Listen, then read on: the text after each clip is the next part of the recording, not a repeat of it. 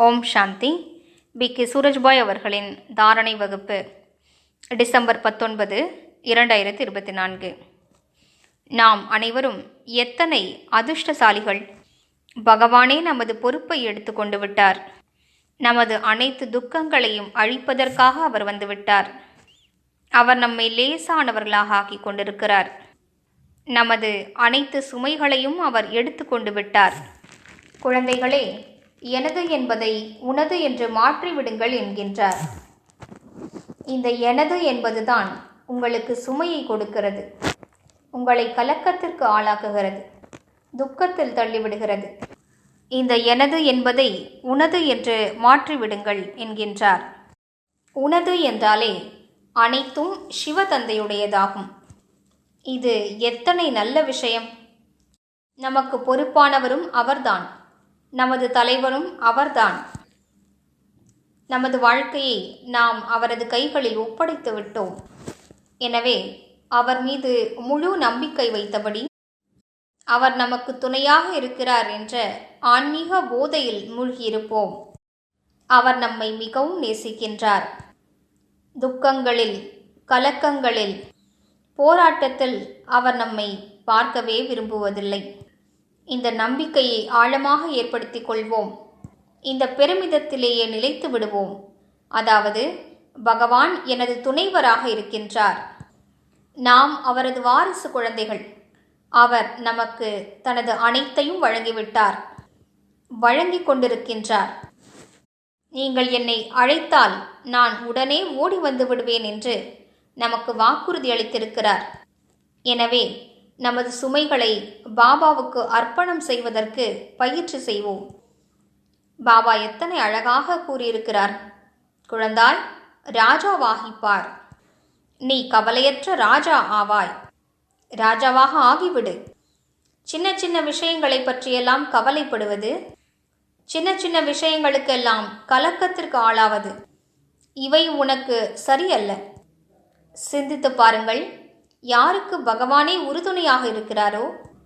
குழந்தைகளே, அனைத்து சுமைகளையும் என்னிடம் ஒப்படைத்துவிட்டு முற்றிலும் லேசாகிவிடுங்கள் என்று யாருக்கு அவர் ஆஃபர் செய்கிறாரோ, அப்படிப்பட்டவர்கள் அவருக்கு தனது சுமைகளை ஒப்படைக்காமல் இருக்கலாமா?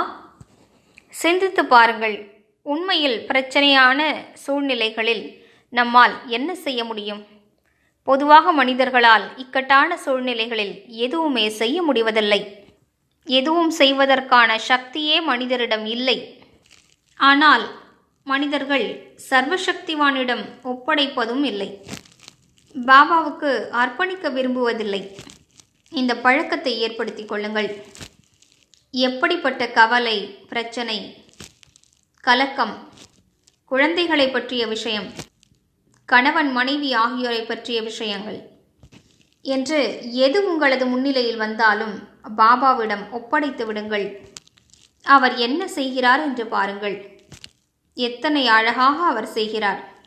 உண்மையில் நாம் எதுவுமே செய்ய முடியாது. செய்ய முடியும் என்றாலும் ஏதோ கொஞ்சம் செய்யலாம். அதிலும் கடினமான உழைப்பு தேவைப்படும். சக்திகள் செலவாகும், நேரம் செலவாகும். ஆனால் பாபாவோ நமது காரியத்தை சொடுக்கு போடுவதற்குள் செய்து முடிப்பார். எனவே நினைவில் வைப்போம், இந்த காலகட்டத்தில் சுயம் பகவானே நமது துணைவராக இருக்கின்றார். நிரந்தரமாக நமக்கு உதவி செய்வதற்கு அவர் தயாராக இருக்கின்றார். நமக்கு வாக்குறுதி அளித்திருக்கின்றார். என்னை அழையுங்களேன் என்கிறார். நான் உடனடியாக வந்து விடுவேன் என்கிறார். ஒரு பெரிய மனிதர் உங்களிடம் அப்படி கூறினால் உங்களுக்கு எத்தனை மகிழ்ச்சி ஏற்படும்! இங்கோ சுயம் பகவான் கூறிக்கொண்டிருக்கிறார், எனக்கு அனைத்தையும் அர்ப்பணம் செய்துவிடு, என்னை அழைத்துப்பார் என்கிறார். அவரை அழைக்காமல் காரியம் நடக்காது. அவருக்கு அர்ப்பணிக்காமல் தானாக அவர் காரியத்தை செய்வதில்லை. ஏனென்றால் முழு உலகத்தில் இருக்கும் அத்தனை ஆத்மாக்களும் அவரது குழந்தைகளாவார்கள். அனைவரும் பாரத்திற்கு கீழே, சுமைகளுக்கு கீழே நசுங்கிக் கொண்டிருக்கிறார்கள். எனவே தந்தையை அழைப்பது, தந்தையிடம் ஒப்படைப்பது, தந்தையை நினைவு செய்வது பரம அவசியமானதாகும்.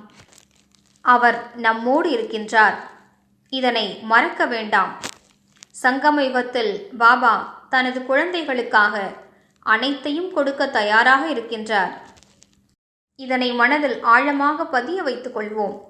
சிலருக்கு இந்த விஷயம் தோன்றுவதே இல்லை. தானே குழப்பிக் கொள்கிறார்கள். தானே ஏதேதோ முயற்சிகளில் ஈடுபடுகிறார்கள். வாழ்க்கை பயணத்தில் பாபாவை நமது துணைவராக ஆக்கிக் கொள்வோம். அவரிடம் பேசிக்கொண்டே இருப்போம். சுமைகளை அவரிடம் ஒப்படைத்து விடுவோம். லேசாக ஆகிவிடுவதற்கான மிகுந்த பயிற்சி இருக்க வேண்டும். பின்னர் எப்படி கவலையற்ற ராஜாவாகி விடுகிறீர்கள் என்று பாருங்கள். மிகுந்த தாமதம் ஏற்படாது. ஓரிரு நாட்களிலேயே அனைத்து பிரச்சனைகளுக்கும் அவர் தீர்வினை காட்டிவிடுவார். எனவே கவலையற்ற ராஜாவாக ஆகித்தான் பாருங்கள். ஓம் சாந்தி.